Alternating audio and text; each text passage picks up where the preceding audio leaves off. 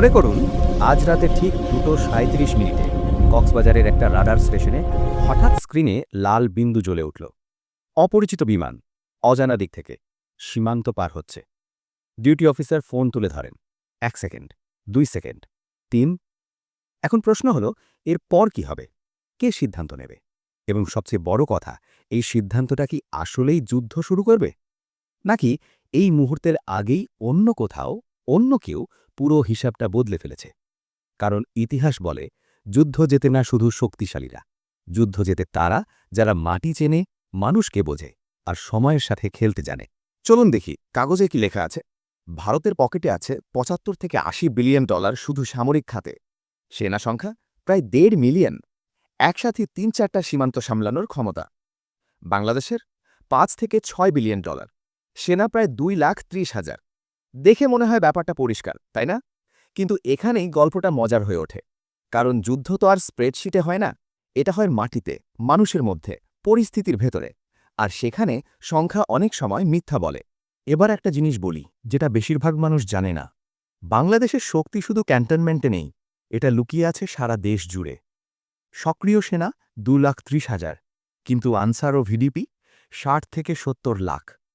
ভাবুন তো, 70 লাখ মানুষ যারা প্রশিক্ষিত, যারা জানে কিভাবে এলাকা রক্ষা করতে হয়, সাপ্লাই লাইন চালু রাখতে হয়।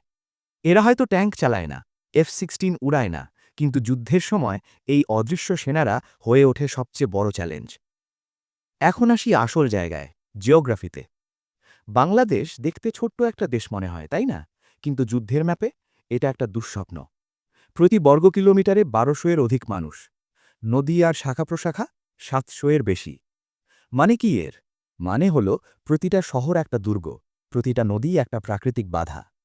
সামরিক বিশেষজ্ঞরা বলেন, আরবান ও রিভারাইন ওয়ারফেয়ারে, যেখানে শহর, বাড়িঘর, গলি, আক্রমণকারীর দরকার হয় রক্ষাকারীর চেয়ে 3 থেকে 5 গুণ বেশি সেনা।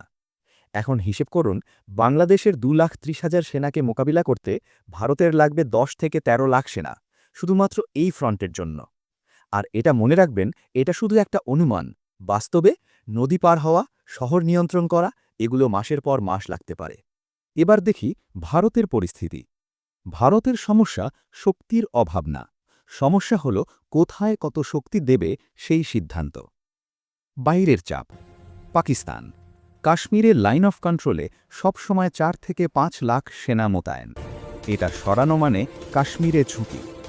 চীন লাদাখ থেকে অরুণাচল সীমান্তে 3 থেকে 4 লাখ সেনা। চীন 1 ইঞ্চি এগোলেই বিপদ। চিকেন স্নেক শিলিগুড়ি করিডর মাত্র 22 কিলোমিটার চওড়া। এটাই ভারতের দুর্বল পয়েন্ট। যদি এটা বন্ধ হয়ে যায়, পুরো উত্তর পূর্ব ভারত বিচ্ছিন্ন। ভেতরের লড়াই।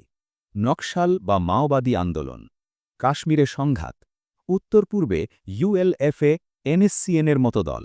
এসব সামলাতেই হাজার হাজার সেনা ব্যস্ত। এখন বলুন তো, এই অবস্থায় হঠাৎ 7 থেকে 10 লাখ সেনা বাংলাদেশ ফ্রন্টে পাঠানো, এটা কি সত্যিই সহজ, নাকি এটা একটা বিশাল জুয়া খেলা? এখন প্রশ্ন আসে, বাংলাদেশ তাহলে কি করছে? আমরা তো জানি সংখ্যায় পেরে ওঠা যাবে না। তাহলে উপায়? উপায় হল স্মার্ট প্রতিরক্ষা, শক্তি দেখানোর চেয়ে ঝুঁকি বাড়িয়ে দেওয়া। Air defence, S-400 type system, অথবা চীনের FM-2000, যেটা দিয়ে আকাশ নিয়ন্ত্রণ করা যায়, বিমান, মিসাইল, ড্রোন সব। যুদ্ধ বিমান, 4th generation multi role fighter, J-10C বা ইউরো ফাইটার। AES এর রেডার, BVR মিসাইল, মানে দূর থেকেই শত্রুকে চিহ্নিত করে আঘাত। নৌশক্তি, সাবমেরিন, গাইডেড মিসাইল ফ্রিগেট, বঙ্গোপসাগরে যেন কেউ সহজে ঢুকতে না পারে। এখন আসি সবচেয়ে বড় প্রশ্নে, পারমাণবিক অস্ত্র। হ্যাঁ, ভারতের আছে, বাংলাদেশের নেই, কিন্তু এটা কি আসলেই গেম চেঞ্জার? একটা জিনিস মনে রাখবেন, পারমাণবিক বোমা রাখা আর ব্যবহার করা, এ দুটো সম্পূর্ণ আলাদা। কেন ব্যবহার করা যায় না? 1. আন্তর্জাতিক নিষেধাজ্ঞা, সারা বিশ্ব থেকে বিচ্ছিন্ন হয়ে যাওয়া। 2. অর্থনৈতিক ধস, বৈদেশিক বিনিয়োগ বন্ধ, বাণিজ্য থেমে যাওয়া। 3. চীন ও পাকিস্তানের প্রতিক্রিয়া, 2 পারমাণবিক শক্তি, কেউই চুপ থাকবে না। 4. মানবিক বিপর্যয়, 1,200-র অধিক মানুষ প্রতি বর্গ কিলোমিটারে, মৃত্যু হবে কোটি কোটি মানুষের। 5. নিজের দেশও শেষ, রেডিয়েশন, জলবায়ু, অর্থনীতি সব শেষ।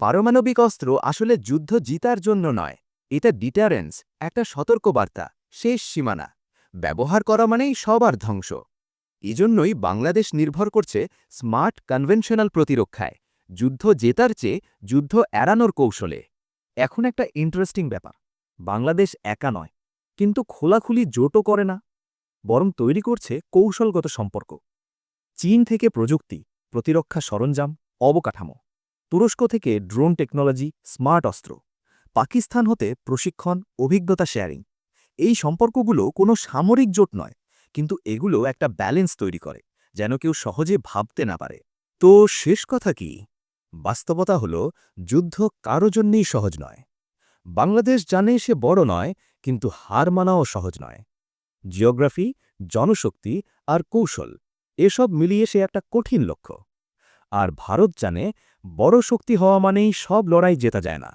কারণ প্রতিটা সিদ্ধান্তের একটা দাম আছে সেনা অর্থ সময় আন্তর্জাতিক সম্পর্ক দক্ষিণ এশিয়ার আসল জয় কোনো দেশকে হারানোতে নেই আসল জয় হল যুদ্ধ না করেও নিজের মর্যাদা নিরাপত্তা আর শান্তি রক্ষা করা কারণ শেষ পর্যন্ত হারে সবাই জেতে কেউ না